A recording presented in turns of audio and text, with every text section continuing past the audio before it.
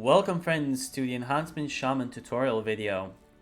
I know that these tend to get fairly long, so I'll try to keep it as short as possible with covering as much ground as I can.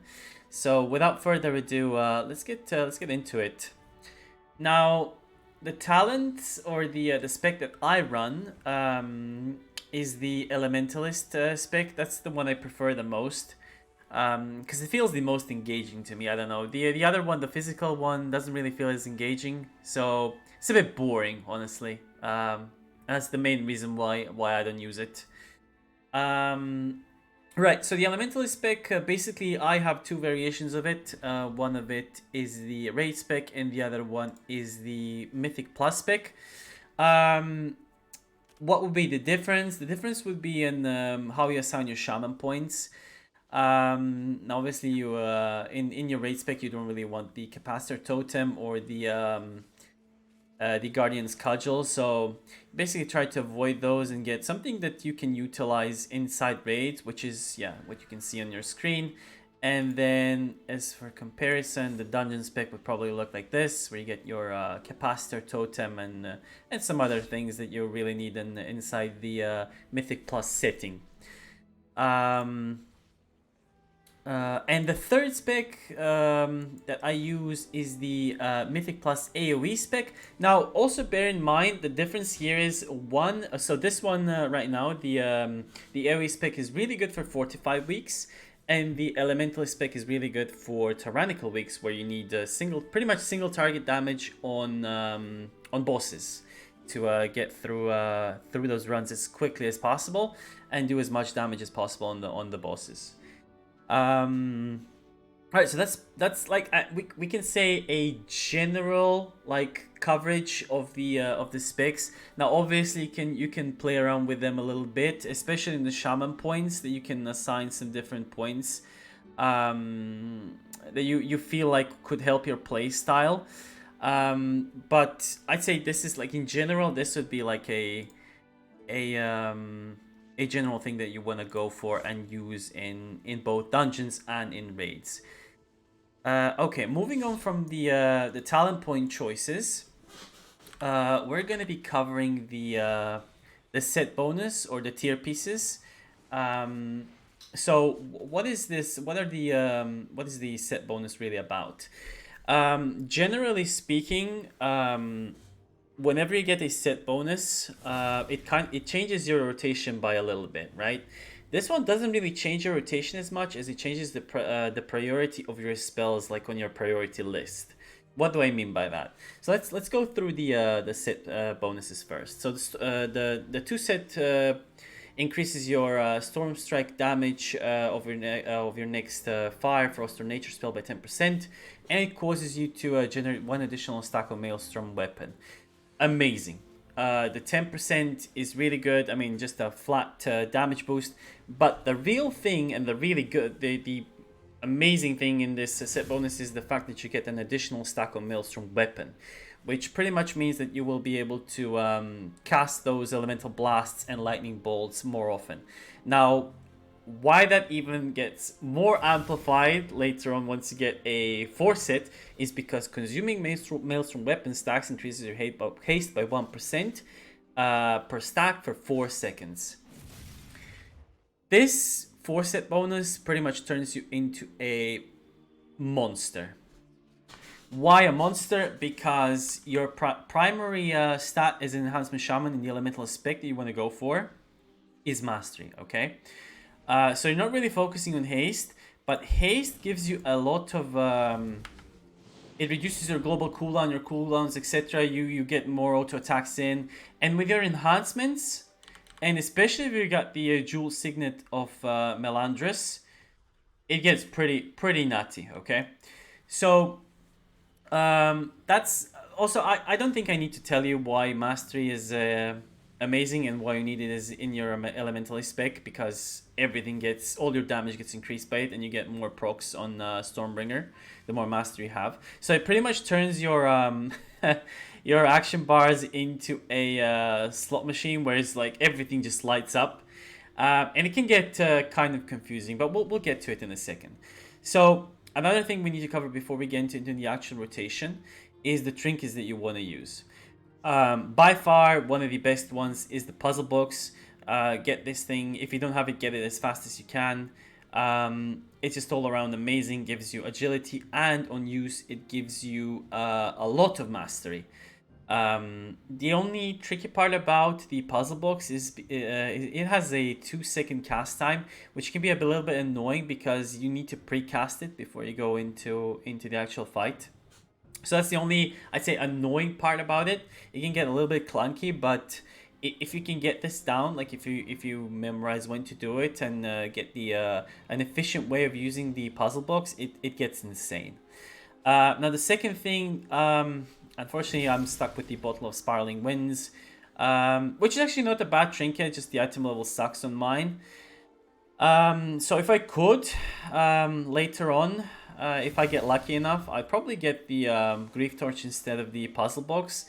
And then it's actually, I feel like a tight race between the Spiraling Winds and the icon. Namely because the icon gives you crit. And if you don't have any other icon users in the raid, it can be a little bit underwhelming. So do bear that in mind. Right, so let's get into the to the most important thing, and that's the rotation part.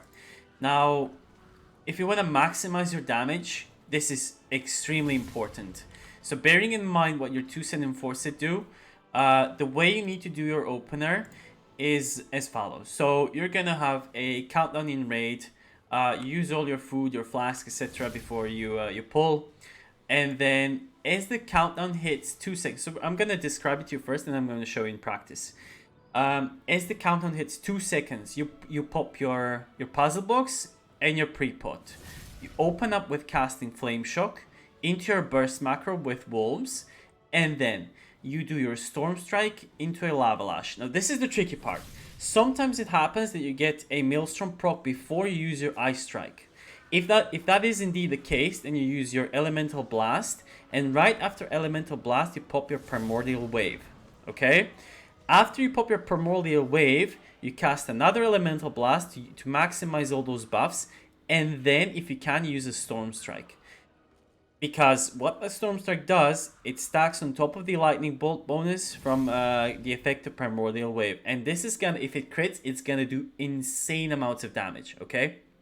And it's gonna give you an additional 10% haste because of this, because of Primal Maelstrom. Splintered Elements, apologies.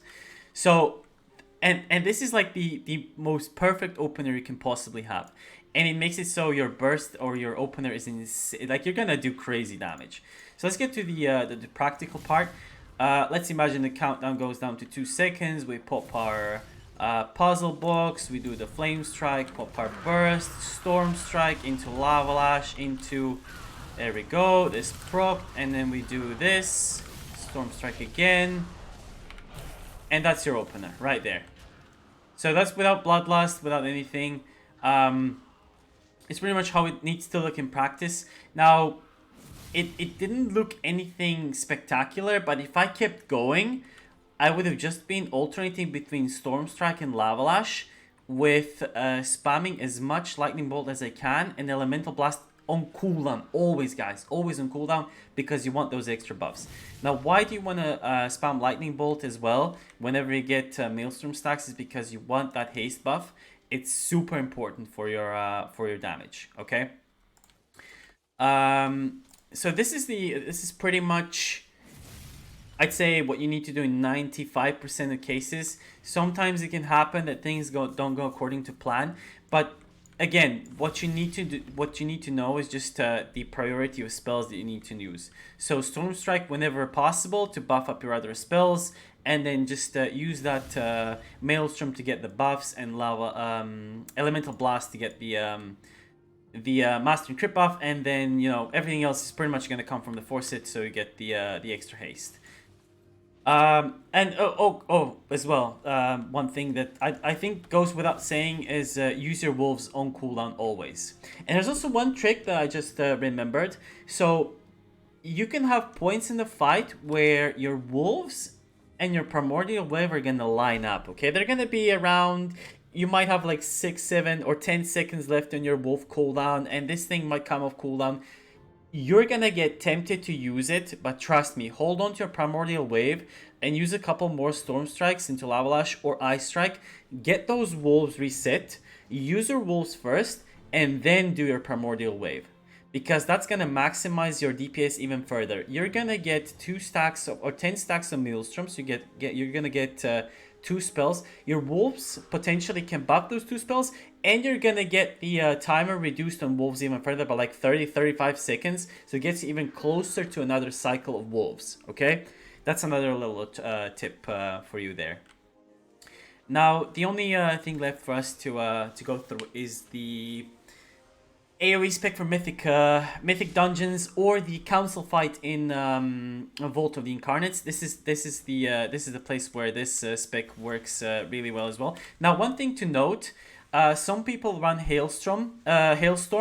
I don't, simply because I prefer Fire Nova. It feels a little bit more chunkier, I guess. Like I feel that pop on that Fire Nova. It makes it just a little bit more enjoyable for me. Both are viable, both are really good, so whichever you prefer more, just go for it.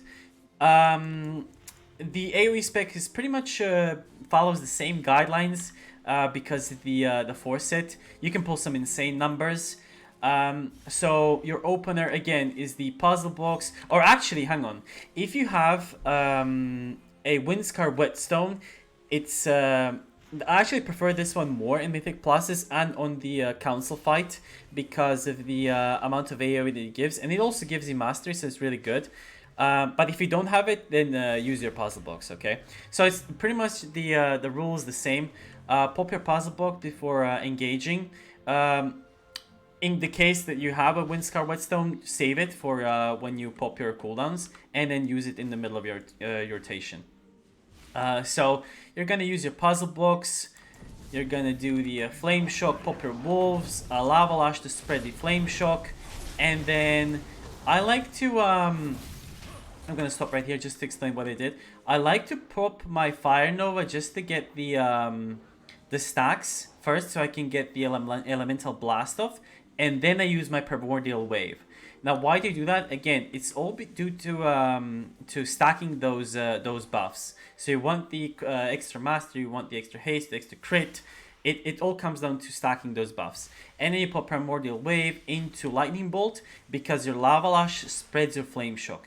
And then all your targets, you're going to have the Flame Shock, and your Lightning Bolt is going to do crazy damage. As you're going on, right? So you pop your stuff, you do this, pop your Lightning Bolt. Didn't pop my wolves, forgot there. You're basically gonna get into a rotation, and everything's gonna be a cooldown. This is where everything gets a lot simpler, right? Because you don't have to worry about those cooldowns, and you can just do a rotation normally. Now, occasionally you also might come into like a drought where you don't have anything to cast. If that does happen, then you use your Frost Shock and Flame Shock, but otherwise just keep using the spells that you have lit up on your screen. And that's pretty much it, I think. There's not really much else to say. Maybe one more thing to point out. Whenever you have multiple targets, you should be prioritizing that Chain Lightning over anything else because it reduces the cooldown on your Crash Lightning. So that's, I think, the most important things that need to be covered in the AoE spec. This is what works for me. It might not necessarily work for you, simply due to the play style. Some people prefer physical, some people prefer elementalist. That's completely fine. You might have noticed as well that I don't really use add-ons except for the DPS meter. That's because I don't really like the clutter in my screen, and I tend to memorize everything, so I don't really need them. Like I used to use them before, but I just figured that, you know, it doesn't really make a difference whether I use them or not. Obviously, they can make your life 10 billion times easier. So if you need something to track your buffs and debuffs and whatnot, go for it, guys. By all means, it can only be beneficial for you. So yeah, that's pretty much it. I hope this helps, at least a little bit. I hope it was clear and somewhat concise. And if it got confusing at some point, I apologize. I took this in one take. So yeah, thank you very much for watching, fellas, and yeah, I enjoy rocking the enhancement specs, and I hope to see you soon again. So have a good one, fellas. Bye.